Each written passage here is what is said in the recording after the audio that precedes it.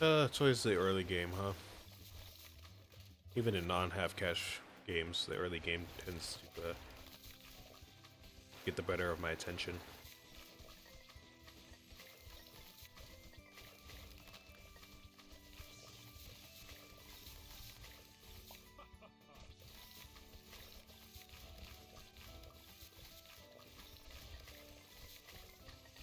Alright, there is those guys pretty much done.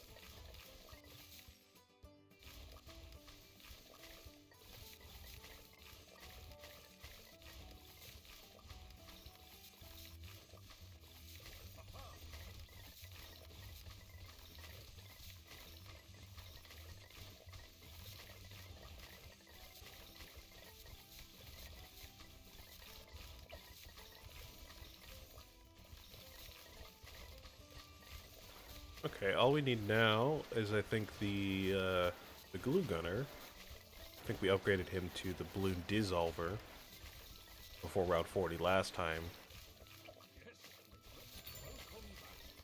And we could probably start setting up Geraldo earlier than we did, honestly. Not really a reason not to. We can get a lot more turrets out. Start buffing them.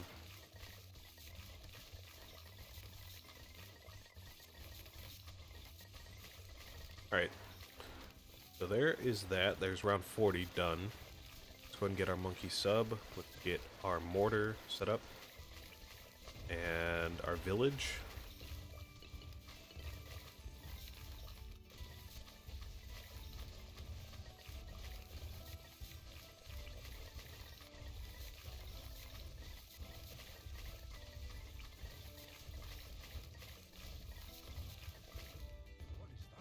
I think that should be able to reach the glue gunner and the gunslinger once we upgrade the range here. And not the glue gunner. Interesting. Did we get another range boost with primary training? No. Okay, so we're gonna need like another village to boost the range of this one. There we go. Okay, that's fine. Okay, let's start getting Geraldo stuff set up. We did take some map space with the villages, but I think this, oh, we need more camo detection. What's the problem? I guess the gunslinger can't handle all of that by himself somehow.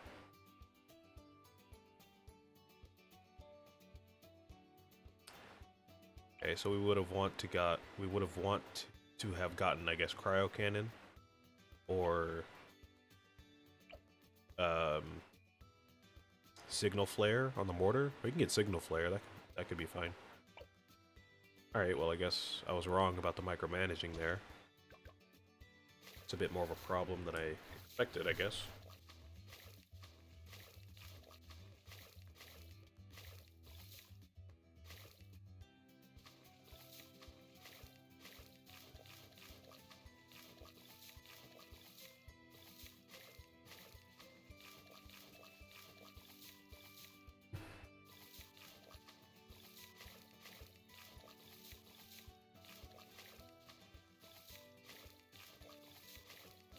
Alright, let's try this again.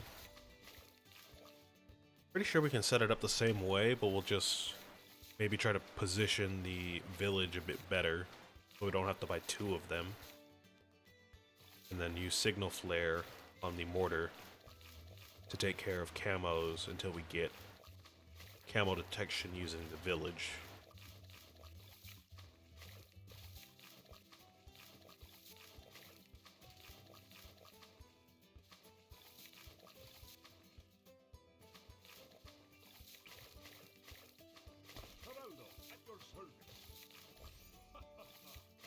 Again, I would start using Geraldo now, but we need, again, we need as much money as we can get for these early rounds so we can upgrade our towers.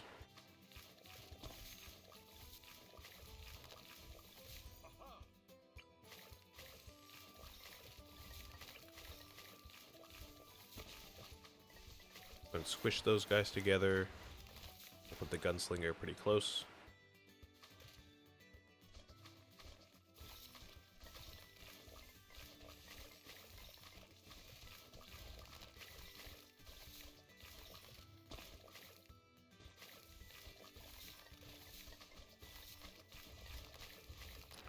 Alright, let's start upgrading these guys. Just the same way we just did.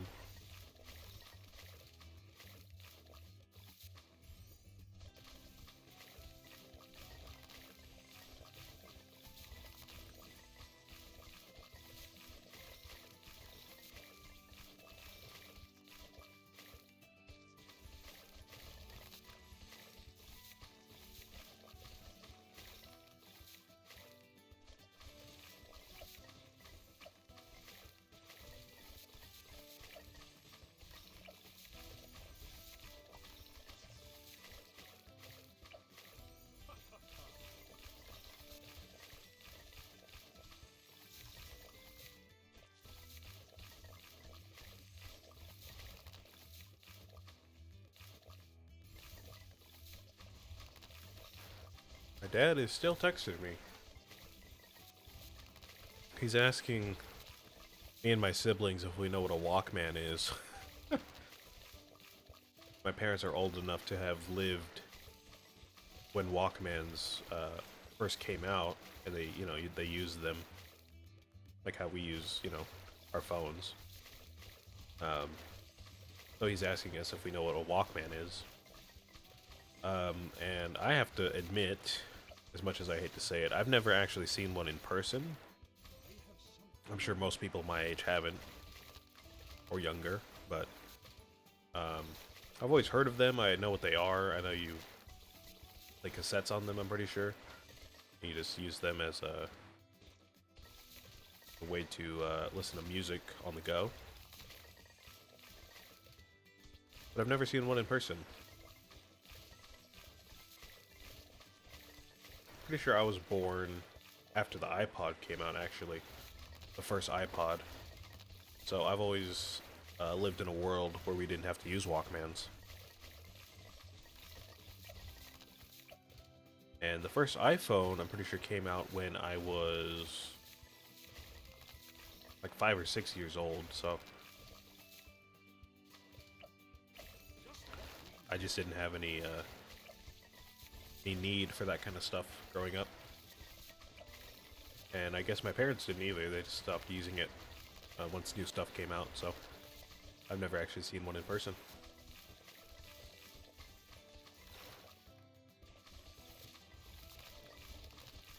Now, I don't know about my siblings. They are older than me by a good amount of years, so they might have one on me on that, but I don't know.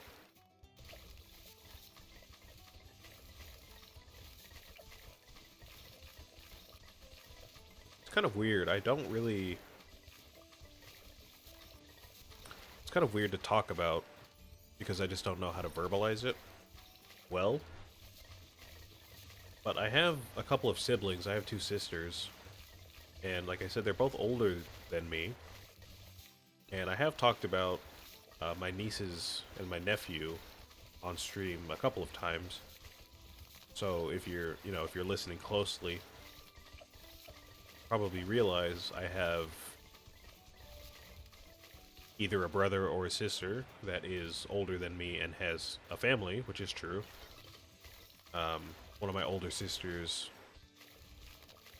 has 3 kids, and the other one does not, but she is still older than me by a good amount.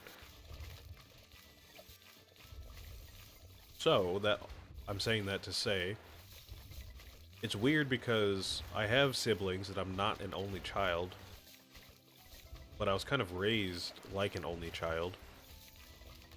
Um, I didn't really get that sibling experience that so many people get and talk about. Um, I'm not estranged from them. I still talk to them every day almost, and I'm close with them. But I just wasn't raised with them. And even, when they were in the house with me growing up, they were already adults by the time I was like 5. So I just didn't get that experience growing up with siblings. So I kind of have this weird, like, raised as an only child, but not really an only child experience. Which, I mean, isn't, like, it's not super uncommon. I've heard of some other people having that experience, but it kind of makes me wish I got that experience in a way.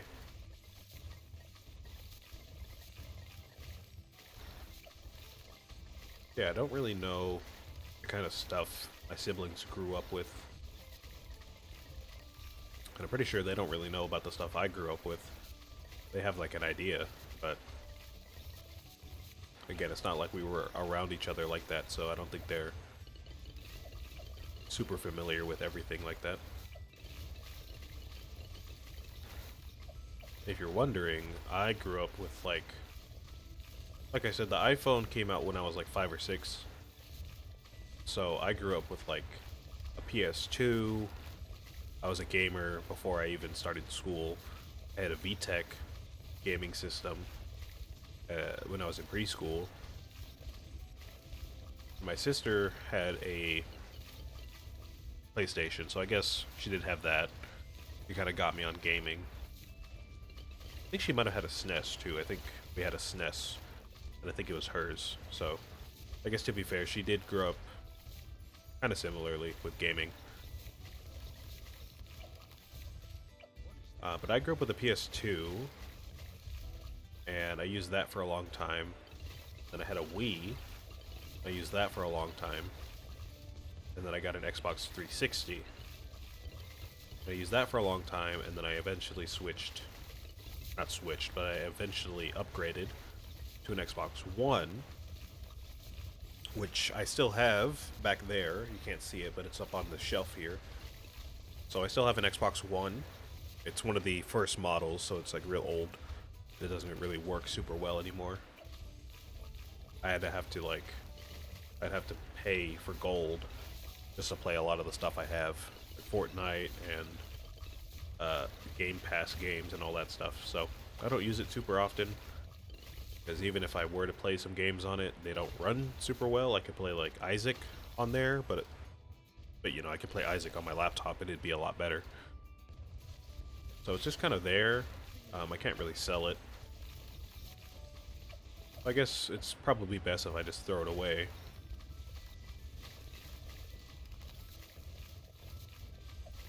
I could, I guess, give it to maybe the kids in the family, my nieces and nephew, but I mean, they already have stuff way better than I have. I think one of them has a PS5. So, they're kind of getting the life already. They don't really need my stuff. Yeah, I had all that stuff growing up. Obviously, I stopped using the PS2 at some point, just because what am I going to play on it these days? I was a kid when I was using it, so I didn't have, like, Silent Hill or Resident Evil or anything like that.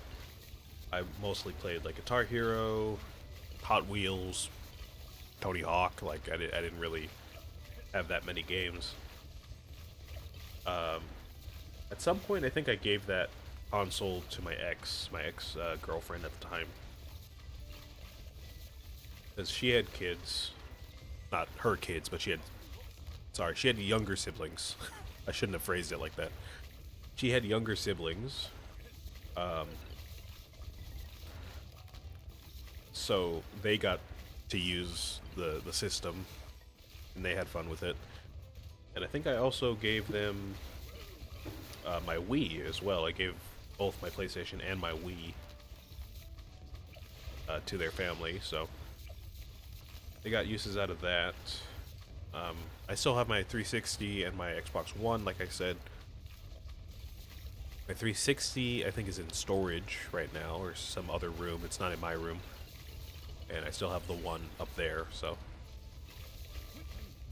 Yeah, I kind of grew up with a lot of gaming stuff.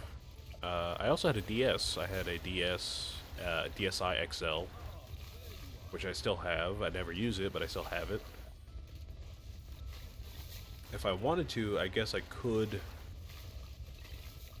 buy like old Pokemon games. I could buy them on like Amazon or eBay and play them if I wanted to, or like old Kirby games, Zelda stuff, you know, just to get that authentic DSi like non-pirated experience, which would be actually pretty fun, I think, without having to pay a bunch of money on the Switch and not even be able to play every single old Nintendo game. So I might, I might keep that around. I might use it sometime to play old Nintendo games. But I had that. I never had a PS Vita or a PSP. After the PlayStation 2, I wasn't a PlayStation kid, so I don't really know anything about a PS3, a PS4, PSP, all that stuff. I just had Xbox, and now I have a Switch and my PC, so that's what I'm working with. My PC, it's a laptop really, but you know what I mean.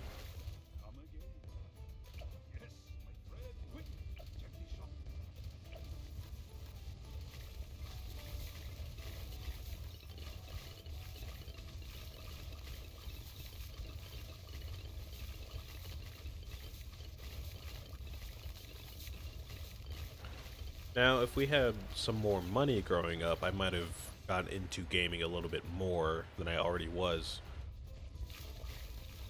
Like I say, I was into games as a child and a gamer child, but I wasn't really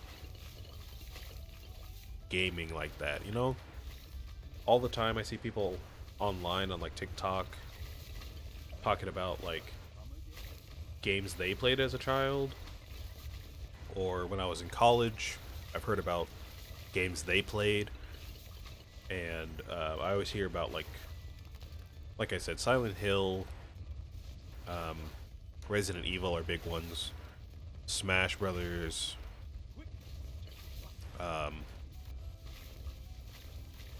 all the Zelda games, all the Mario games, Chrono Trigger, Final Fantasy. In more recent times, Persona, all of that stuff, all those like RPGs and JRPGs, and I never played any of those. Fire Emblem, all that stuff. I never played any of those, so I'm very much not familiar with any of those. Even indie games, indie games nowadays. I played Super Meat Boy. I played Isaac. I played Hollow Knight. I never played Undertale. I'm familiar with Undertale, but I never played it.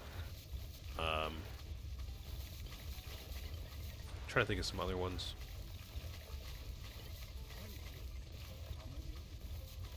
Oh, Kirby. I never played Kirby. That's not an indie game, but I never played Kirby. Animal Crossing. Never played that.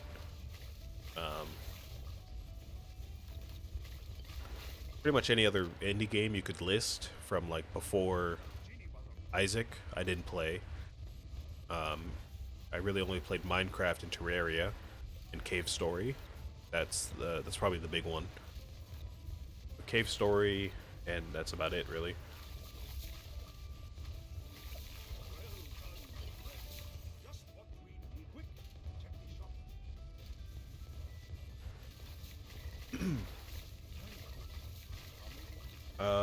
What else? What else?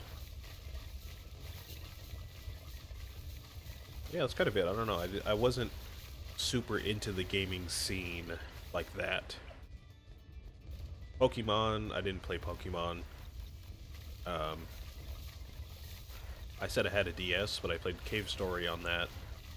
And I played Pokemon Black and White, which I guess is a good experience for sure. That's kind of the one people always talk about when they talk about old Pokemon. They either talk about Gen 1 or Gen 5 for the most part, maybe Gen 4, but a lot of Gen 1 and Gen 5. I did play Gen 5. But I didn't play the other ones. I didn't play any of the newer ones or the spin-off games. I never had a GameCube growing up, so I didn't play those 3D Mario games, or I didn't have an N64, so I didn't play any Donkey Kong, nothing like that. So, you know, I call myself a gamer kid, but really I was really rotating the same, like, 4 games for 10 years straight.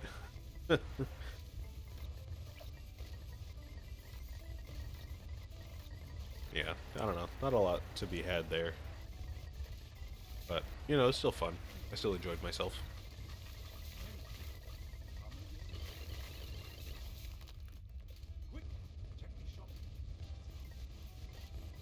Okay, what are we doing now? We're back into the late game. This Bloons game here. I think we do want to go for Blazing Sun again now that we have the targeting figured out. Geraldo is getting stronger and stronger as the rounds go on, so those will be helping out with cleanup. These turrets and the bunny. Still don't know what this genie bottle does, and I still don't really want to know yet. Figure that out like in another game sometime.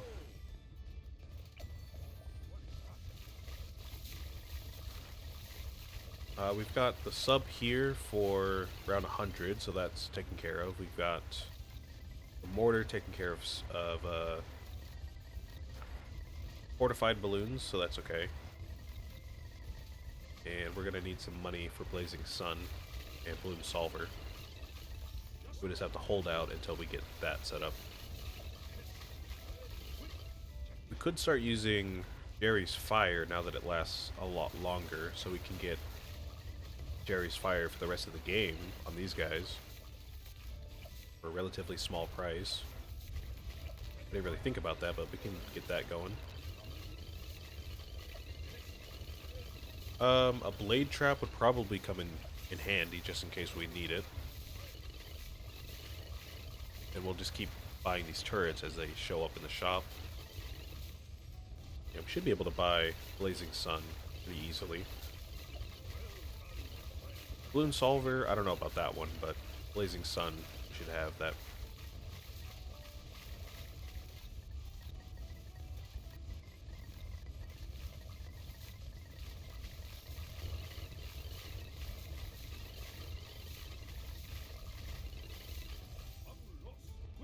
I guess now we're only really worried about rounds 98 and 99. We still could get overwhelmed by them. But let's see if we can't manage to save up 24,000 before then. I don't know if we'll be able to, but maybe.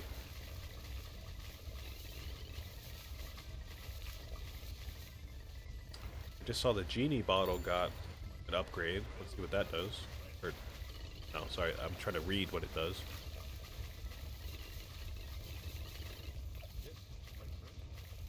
The genie gains a second close target attack. When Creepy Idol expires, it covers nearby Mobe class balloons with a mystical shroud, causing damage when they're popped.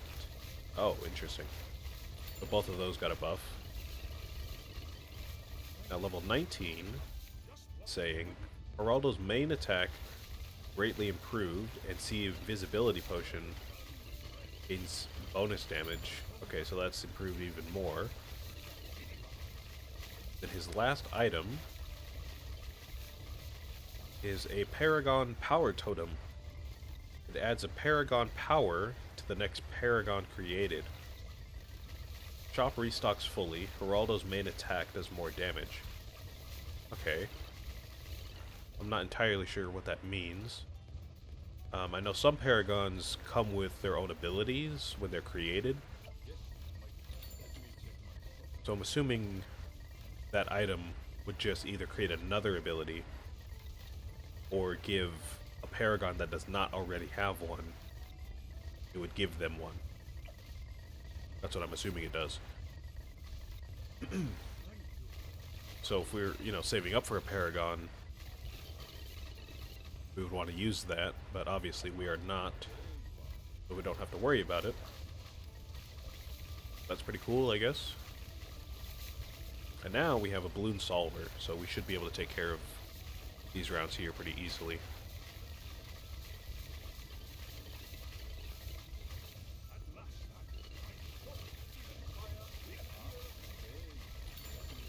Oh, this thing cost 30,000 bucks. Jesus. Guess that makes some sense. Alright, we're gonna wait until this thing's almost popped and then use this ability. Should be able to end the round like that. Yeah, there we go. Oh, finally. Finally, we're done. We're done. We got the border. We got the black border. Oh, finally. There it is. We can move on to new maps. We're going to start with 1-2 tree because that is next in the order. But Jesus, if that didn't take forever to get through. Oh, okay. I don't even think we got that much money from it. Because we technically did beat chimps, I think last week or the week before. But we just didn't get the black border. So we didn't really get all that much money today, but go to move on and start earning money from all of these now. I'm actually going to head to the bathroom first though, so I'll be back in a few minutes.